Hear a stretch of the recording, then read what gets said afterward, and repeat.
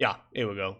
All right, so the new rank battles 12th season, um, return of aircraft carriers in the competitive mode, and rental ships to players who don't have tier 10s. Great idea. Let's move along. Begins May 30th, which is pretty funny because that is the day where it's going to be my 2-year anniversary of streaming. Celebrated by rank battles. Great. Progression. The top rank is going to be 18. So you start from 18 all the way to 1. Very quickly, you basically end up on 4 and 5 stars for victory. Funny enough, I don't see a single rank where you need 3. Like, Premier League has always been 5. And League 1... Was League 1 4? Or 3 and 4? I'm not sure. But there's not a single rank that actually has 3 stars. So as soon as you drop to rank 10, you are going to need 4 stars to progress. It's going to be a bit painful. It's going to be 7 versus 7. Those of you who achieve rank 1 this season won't be able to participate in battles. Oh, okay. The only tier 10 ships are allowed. Okay, so the maps we have North, pretty standard, which is going to be a huge problem for DDs. Sea of Fortune, certainly might be a problem for DDs in some of the caps. Tears of the Desert, I'm not really sure which modes are they going to put for this. The Tears of the Desert can be a big problem. Shards, this is now a tier 10 map, so yeah. Rippist, I find this extremely ridiculous decision from Wargaming to make such a small map, which is basically a tier 6. You played this map a billion times if you play tier 6 rank season. Tier 10? I tried it once on the PTS server, and I have PTSD from it.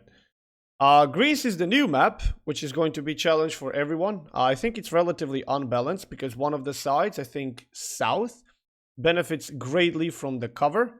The islands are shaped the way and presented the way that almost 90% of landmass is basically supporting south, and north can go F itself, but we'll see.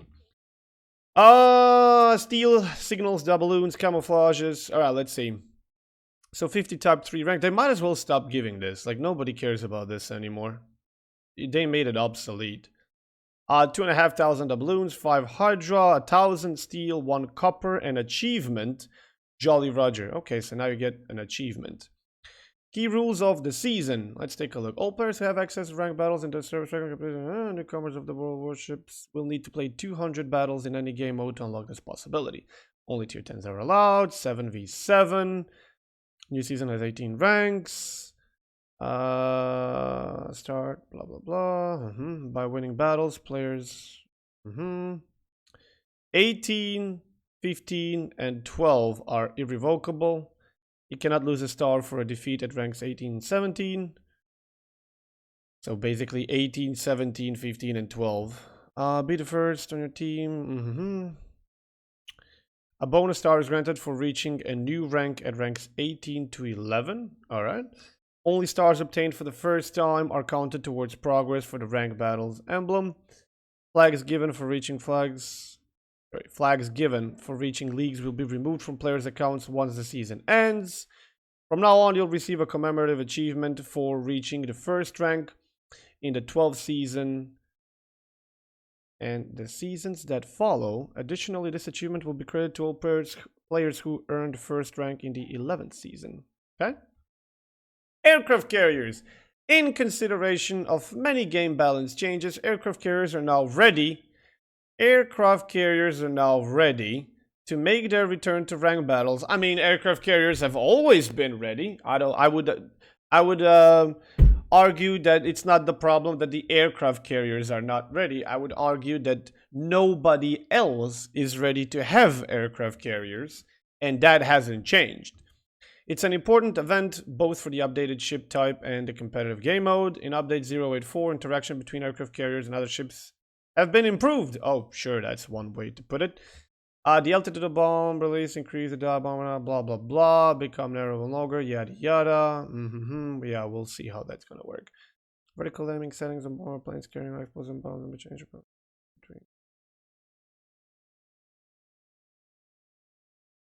So you're telling me that we're jumping in a new patch where there's going to be changes and we're instantly going into ranked and people won't even know how to play. Oh god. Or how to behave. A group of ships present a positive but a solitary ship is always desirable prey, maps and game modes. Okay, in the new season each team has a hard limit of 1 aircraft carrier. Okay? Game modes and maps. Let's see the modes. Domination, several variants of key points and layouts are provided. Partial border and cloud bars, epicenter. Oh, epicenter. Yeah, of course. The capture of outer rings will not be blocked if any of the inner rings are being captured by the enemy. Okay, so these two not that big of a problem. Death trap. Death trap. Possible death trap. Death trap. Funny enough, this is now going to be probably the best map for a destroyer because you get an island here, you get an island here, and you can use a whole bunch of these islands here and here if you want to do any sort of sneaking. Now, yeah, of course, there's going to be impossible to sneak for a DD, and you're just going to be first-blooded all the time, or you're going to be spending all your smoke screens for nothing, and so on and so forth. We'll talk about that very soon. But this map actually might be the best for DDs. Then we're going to shards, which a lot of people argue that is not actually a good idea to even have this map included in the tier 10. I don't mind the map being in a tier 10. What I mind is that if you start here and you want to go here, or you start here and you want to go here, even here, but anywhere, basically on any of the flanks, you get detected, especially with the carriers. You get detected and you will be broadsiding, and it's terrible. You're trying to go to flanks and you're getting punished for it. If you go middle, well, you're just cannon fodder. So, I don't dislike the map per se, but I'm not too big of a fan on playing it. For DDs, I don't know. We'll see. What is this? Oh, this is the Rippist. Yeah, the brilliant idea where you start the match and you're immediately spotted each other because of how small the map is. Or if not immediately spotted, then as soon as you start moving. This is going to be such an amazing experience for everybody. And then we have the new map, which I have no experience on. I just took it into training room to take a look. I really don't know what to say. I'm guessing these two caps are going to be relatively easy to cap. Here and here. And this cap is going to be contested for pretty much the entire match.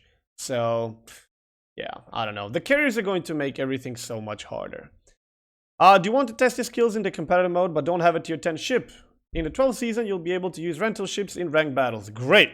Play 200 battles, get access to ranked. We'll give you Shimakaze, Girin, Grozaboy, Moskwa, Zhao, Hindi, Monty, Conqueror, Yamato, Kerfers. We're gonna give you bloody everything.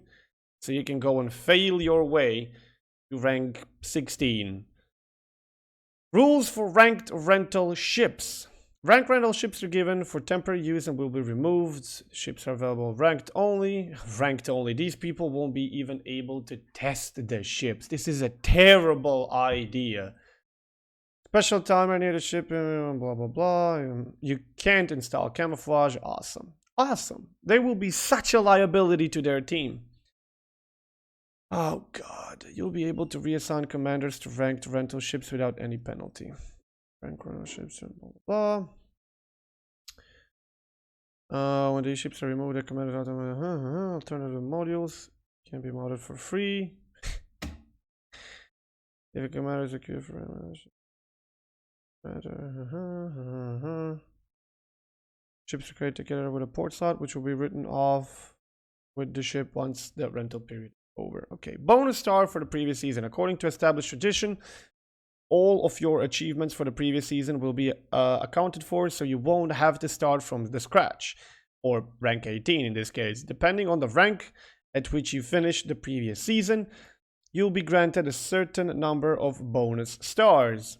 The maximum possible number is 17 stars. If you earn the maximum number of stars in the previous season, you'll start the new season at rank 10, which is already a League 1, I believe. Rewards issued for the preceding ranks will be added to your account automatically. So, okay, at least one good shine of light, one good bit of hope is that if you are an experienced ranked player, you will be starting in the League 1, so you don't have to deal with this. And pretty much people who don't have tier 10s, well, most of them probably didn't even play ranked before, because the season before this one was, if I'm not mistaken, tier 9. So if they played the season before this, they have a tier 10 by now anyway, and they have some experience. If they didn't play it then, they're probably not going to be playing it now, so they're all going to be in the first couple of ranks, which means that the most of us are going to not endure the rental ships unless some potato decides to take it on purpose just to troll. But yeah, if I see anyone at the beginning here with a rental ship, at least I expect him to have some sort of an experience, and he just wants to test the ship because he doesn't have that particular ship. Still, not a very good thing because he won't be able to have any experience in the ship because he can only play it in this mode. As you can see, Kurfürst Yama Conqueror Monty of the battleships, Hindi Zhao Moskwa of the cruisers, Grozovoy Gearing and Shimakaze of destroyers. So you only get one radar cruiser and you get no carriers in this mode. You can't even take Yu Yang, so the limitations are going to be solid when it comes to meeting the players who will be using these. They won't have, most of them won't have radars, they will not be flying carriers, and they will be just big cannon fodder, you know, no offense to anyone. Rewards, the main rewards for ranks remain the same, a total of 5,500 steel and 1 copper. You can exchange it in the armor. In addition, you can use blah blah blah. Compared to the previous season, the amount of steel in the second league has been reduced by 300 units and increased by 300 units in the first league. Full list of rewards in case you are interested. And that's it. Let's take a look at the ships, as I'm sure a lot of you will be keen to hear my opinion. I haven't really given any thought about it, so we're just gonna go through it together. But I think it's going to be pretty simple. Any carrier is going to be welcome if you are a solid or a good carrier player, which is, God knows, not that hard. Any will do. Haku has extremely strong AP bombers, extremely strong and butchering torpedo planes, and Happy it turns anniversary, news anchor Flambino. Thank you, Gextrol, for 14, man. And it turns out it has pretty damn powerful rocket planes. It's simple. Rockets for destroyers, dive bombers for everything else. When they spread around and when they get thin a bit, use torpedo planes to butcher every single out target. Midway, I mean, tiny teams go murder everything. Dive bombers go murder everything. Torpedo planes, I wouldn't suggest going for DDs, but pretty much anything else, you're good to go. Audacious. Rocket planes, you can go for everything, especially destroyers. And dive bombers, I love dive bombers because they have a lot of boost, they're fast, you don't have to sacrifice a lot of them because of their HP. And once you get used to those really slow velocity of the bombs when they drop, and I got used to it pretty quickly, you will be able to use them pretty effectively. The damage they do is solid, not to say very good. And the fire chance is pretty awesome as well. Torpedo planes, they are kind of the weakest of them all, I would say. So, yeah. But you can use them. If you see a singled out target, you take your time. They're very easy to land because of their reticle. I won't be spending too much time telling you what to do and how to do it. The modules, I'm pretty sure those of you who have tier 10 carriers already know what to use. The captains are pretty much all the same for me. It's just slight variation of the two. and that in the end comes to you. This is the captain skills that I use. The variation is you either take this additional for the cost of these two tier 1, or you leave these two tier 1s and you don't have this one. This one is more of a passive, these are more of an active. It comes down to you. Some maps are going to be extremely small, some maps are definitely not fair enough, like Greece for your carriers. God help you if you spawn north, so concealment will be advisable. Let's go to the battleships. I don't know when Kreml and Pobieda will be released. I doubt they will be released the next patch. But Pobieda in its current state could be, of course, a perfect choice because it's OP as hell. Kreml, I don't know. New Conqueror, I don't know when the new Conqueror is going to be released. But just like the old one, it's a powerful ship that will be breaking everybody's AA. And in a 7v7, where you have aircraft carriers that will be dominating everything, and I can't believe Wargaming can't see this happening, or just wants to see it happen. There's an idea. I think Conqueror will be actually a pretty powerful weapon, because all it will be requested of you, well, it won't be requested of you because people don't communicate enough in the game, but pretty much if you do decide to go for a Conqueror, slap as many different targets as you can. Break all of their AA and let your carrier win the game for you. Simple as that. You have the range, and you have powerful HE and AP, and you have the heals and stuff. So I think Conqueror might be a lot more useful this season than any season before, because it will come down to super heavy AA ships that need their AA destroyed so the carrier can have some fun. Yamato, I mean, Yamato is a Yamato, honestly. It's the ultimate weapon when it comes to the shell power. Especially since the Kreml and Pobieda are not out yet. I would just be very careful where and how I position myself because of the carriers. It doesn't have the strongest AA. And then you have Republique, Bourgogne, Monty, and Kurfürst, which I believe have a bit stronger AA than the ones that we mentioned.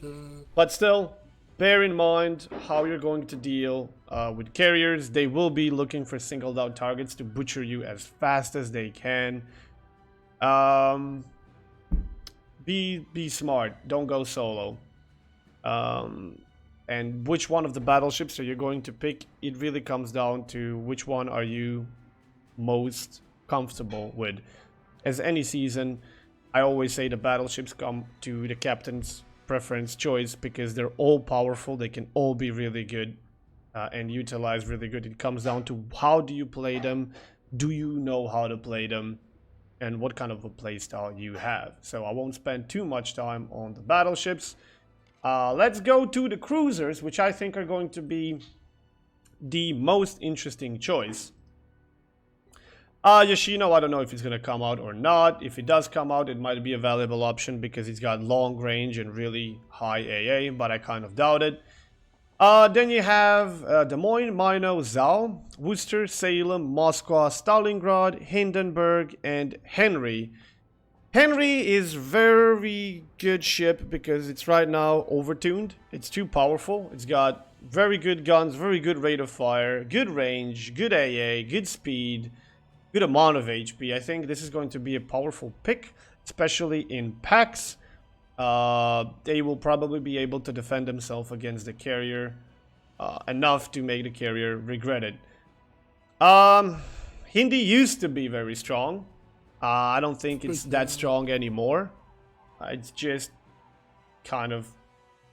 It's not a bad ship, but a lot of other things have been overtuned a bit, so it's kind of struggling. It used to be an AA monster and still have the range in HE and AP and stuff like this. Lately, I've just been seeing and doing a lot of citadeling on Hindenburgs, and honestly, I'm not sure how strong its AA is. If you have experience with your AA being awesome and you're confident, go for it. Otherwise, I don't know. Stalingrad and Moscow, Salem, Worcester, Des Moines, these are all ships that have decent or strong AA, and they have one very important thing, and that's radar. Radar, radar, radar. I think all the ships are going to be radars. There's going to be... like, it's gonna be a problem to even be a destroyer in this game. 7v7 where everything is crawling with super long range, long duration, overpowered radars that are basically magical spells that can see through land. Good luck. And on top of that, you will have murders in the sky, which is carriers or planes, whatever. And wow. So as long as you have a radar, you are going to be useful to your team, and stock as much AA as you can, because it's going to come down to that, in my opinion. Who can defend its fleet and itself better? Because the longer game goes, more AA will get stripped, more ships will die, and very soon carrier will have a couple of ships only to play against. Why do I put an emphasis on the carriers so much? Because they are overpowered, and they are in a 7v7. When you start a game in a random battle, and you have 12v12, carrier has a lot to cover, a lot of ground to cover, and a lot of AA to deal with, and a lot of blobs of ships. Now just remove 5 of those ships and start the game. It's a lot easier for carrier to make his decisions. There's not a lot of targets to choose from. It's a carrier and 6 other ships. That's half of the team already gone. And if they go solo, you're just printing a target on your back. Zao, I don't know. I think Zaos are going to be not that good because they rely on their stealth, which you won't have, and their AA is not that great, which you will need. Mino might be one of the best choices, because it's one of the best, if not the best, AA ship in the game. The only problem that I can't tell you right now, what would I advise you to go? Radar or smoke? If you go smoke, you are independent. You can defend yourself from the carrier with shooting down the planes, and with simply smoking up and shooting down the planes. And you have the hydro, and you have torpedoes and guns and yada yada. Of course, I'm expecting a decent, not to say a lot of radar cruisers in this game, because we just keep having more and more. So you will have to play very, very careful. But if you go for radar, you're just another radar ship that can be really easily killed. But you have an awesome AA and a hydro, torpedoes, and so on. So if you go for radar, you will be a danger to the enemy and to yourself. Like, you are going to be extremely easy taken out. But if you go for smokescreen, you are going to be a danger to the enemy team that has to play very careful not to stray into the enemy's radar. Why I think the smoke will be more reliable and a bigger asset is because I don't expect to see a lot of DDs in the next season, and you will be the main destroyer.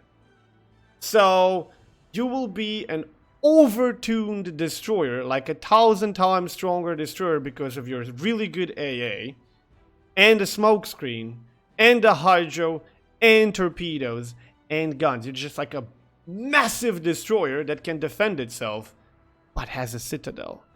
And the smoke will be there to save your citadel from being touched inappropriately. I do advise you, however, to be very careful about the radars and be very careful of shooting in that smokescreen. I would probably advise you to go for a smokescreen expert just to make your smokescreens as big as you can, so that you can move a bit more, and try to count enemies' reloads, and when you feel that they're on like 25 seconds or something like that, reload, stop shooting. Just bloody stop shooting, because people will be looking in your smokescreens to get you killed. I think this is the next generation destroyer, pretty much. The Mino, and I think we will be seeing a fair amount of Minos as well. I would personally advise you to go with smoke and not radar, because I think there's going to be other ships that can radar better. But if you feel confident, you can go radar as well. God help all the DDs. And now we come down to destroyers. If you are feeling extremely brave, extremely confident, and you lost a bit of your sanity, and a bit of brain dripped down your ear while you were sleeping, and you feel like a Hulk who is a bit masochistic, and you think you are next generation of the chosen one, and you feel like you want to play a destroyer, okay, let's go through destroyers together. Don't pick destroyers, but after 2 warnings, let's get into it. The best pick, I think, personally, for the season is going to be Daring. I already discussed about it in the Funs with Hans episode, and it's very, very, very simple reason. It's got 7 smoke screens. You get 5 plus Premium 6 plus Superintendent 7. When the carrier gets you detected, or when you're about to get detected, you can immediately anticipate it. You can see the planes before they can see you, because logic. You can start slowing down, you stop, the planes show up, you smoke up even before they can see you. Or even if they see you, you smoke up and then you can move a bit. And then carriers either going to be wasting a lot of time to get you detected and wait for your, I don't know, smoke screen to end, and then you can just full speed and dodge a bit, and very fast, very, very fast, you will have a next smoke screen ready.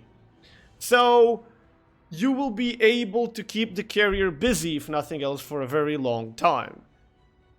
However, how useful are you actually going to be to your team with torpedoing? Not very much, because your torps are only 10 kilometers, 62 knots, 2-minute reload. The damage is solid, but they're nothing special. The range is kind of mediocre, the speed is mediocre, the reload is kind of long, the damage is mediocre. Yeah, you know, they're not bad, but they could definitely be better. Damage control party is okay. Smokescreen is its main power, and of course the second really important thing is you are very rarely, like 2/3 of the match played, you're going to be spending under your own hydro, which is a short one and a defensive one, but you're ensuring yourself that you're not going to get torpedoed by enemy, I don't know, cruisers or DDs, or while you're standing in the smoke screen and the carrier is doing blind drops, you will see the torps coming. 3-kilometer hydro that lasts super long, like 3.5 minutes, and then 2 minutes reload, and then 3 minutes, and then 2 minutes reload, and then 3 minutes. You will spend 2/3 of the game under your own hydro, so the chances of you getting torpedoed are very small. And when you do get punished, you can heal, which is really, really nice. Your HP is big, plus heals. You will be probably the hardest destroyer to get rid of, as long as you don't YOLO or get yourself nuked. Don't have any illusions. You will not play destroyers as you played them before. Be warned. You won't go ahead of your fleet and be like a superhero that's going to spot everything. You can forget about that. Carriers will be doing the scouting. You will be there to try and sneak to the cap without losing too much HP and time. Get the cap, rush back to your fleet, and see how you can support your cruisers. Maybe smoke them up here and there, spot the torps for them. You won't be very useful, is what I'm trying to say. You will be a target. It's basically what you're going to be. I wouldn't even recommend this, honestly. I don't know what I would recommend in the last slot. Maybe even better AA, because I don't think you will be shooting a lot for this to matter. Torpedoes, it's always nice to have a better reload, but I don't know how much you will be able to use them. Maybe even range. I have no idea. I honestly don't know what to tell you. This is going to be completely different from anything we've ever played before. So this is easy, but this last one really comes down to you. What do you think you will be using more? Main battery, torpedoes, AA, or guns? And then pick accordingly. When it comes to the captain, I use IFHE because otherwise HE is useless. Concealment, of course, superintendent for as many of those consumables as you can. Extra HP, adrenaline rush, last stand, preventive maintenance. However, considering this season is a lot different than anything we've seen so far, I might even make a different build. Like, adrenaline rush, no. IFHE, no. Because I don't think I will be shooting enough guns to make an impact. But I will have to see. Without IFHE, your HE is basically useless. But you have a really strong AP. But if you get rid of this, you can go for, let's say, manual AA. If you get rid of adrenaline rush, you still can't go, unfortunately, for BFT. But you could go for, let's say, even faster cooldown on your consumables. Maybe a bit bigger smoke screens. Because adrenaline rush, in the end, comes down to you being able to dish out pain faster. But I don't think you will be the pain disher at all. So, we'll see. In other words, boosts. You could drop superintendent. Honestly, you could. You're going to you lose one Hydra, which is not that terrible. You're going to lose one smoke screen, which isn't that terrible at all. You will be losing one heal, which is a bit of a pickle, but you can go for drop this, take BFT, drop this, take manual. So you are as strong AA as you can be. But in the end, you will be playing your destroyer not to defend yourself against the carrier. You will be playing your destroyer to basically be a support to your fleet as much as you can and stay alive. And maybe do some caps. So maybe it's not even going to be necessary or that useful. Of course, you can always go for RPF, but I'm pretty certain it's going to be pretty damn obvious where the ships are because carrier is going to be spotting everything. So you won't need this. And to quickly go over the other ships, one of the ships that I talked about in Fun Sweet Hunts as well, and that a lot of people think it's not that great, and I think it might be the second best choice for the upcoming rank season, and that is Yu Yang, because it is as close as it gets to daring. It's got more smoke screens than the rest, and you cycle them faster. Action time of consumable is 30 instead of 10. Smoke screen dispersion is 70 instead of 40. So even longer smoke screens, but not too long. And the reload between is what? 25 seconds or something? Even less. So you will be able to cycle through smoke screens relatively fast. And you will have more of them than the rest of the destroyers. When it comes to torpedoes, you can torpedo destroyers, but they won't be your problem anyway. And your concealment is not that bad, so your HP pool is okay. You know, maybe, just because of your own survivability. When it comes to conventional destroyers, such as Gearing, Z52, yeah, you can definitely give it a try. But once you get detected, you have to smoke up. You already lost 25% of your smoke screens. And you can't move out of that smoke screen for 2 minutes. Because if you do, you're going to die. Because the next smoke screen is going to be in 2.5 minutes. So the longer the smoke screens and the longer the cooldowns on those smoke screens, the bigger the danger you're going to be in. Grozaway has a really nasty AA.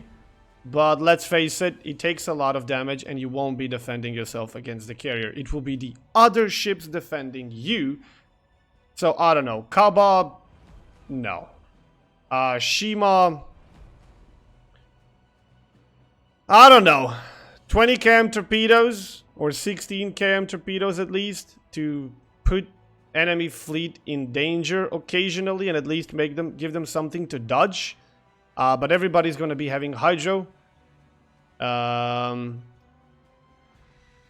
don't think it will work, but you know, you're welcome to try. Harugumo is a destroyer that basically depends on dealing damage. What you need for this is smoke screens or not carrier above your head, and you will be short on both.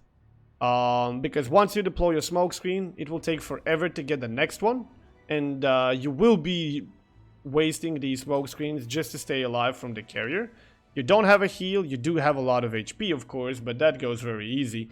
It takes BBAP just like the Kaba. I don't know.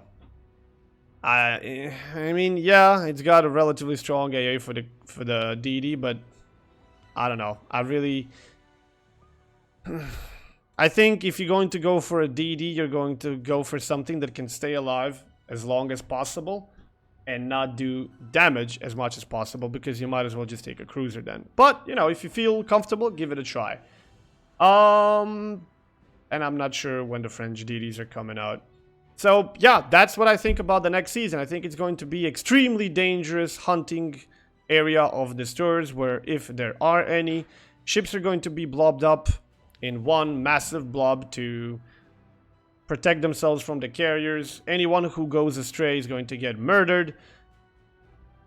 And eventually everybody's going to get murdered, because once you kill like half of those ships, if the carrier didn't waste all of its planes trying to just blast through everything, like head through the wall, and he didn't waste all of his planes, he will be killing the rest.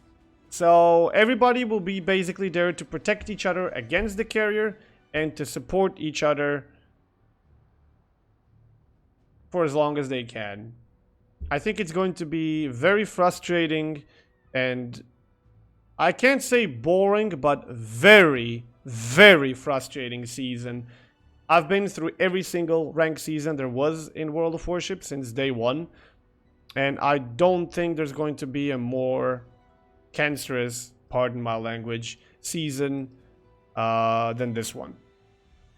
And, you know, good luck to you all, and try to have fun if that's going to be possible. Don't go alone, and lemming train for the win, right? Oh yeah, and one more quick thing that I forgot to do or mention in the video yesterday, that I just remembered. Good luck saving a star if you play a destroyer. I played a couple of games of tier 8 carrier yesterday. One was a terrible team, bottom tier. One was a solid team, top tier. Easy carry both games. Not saying that the carriers are going to be top on experience every time because of the probably super heavy AA and blob ships. But if you play a DD, good luck saving your star. When everybody else is doing the damage, you're the one being hunted, and you're just fighting for survival, which doesn't get rewarded. Good luck to you all. I'll see you in ranked.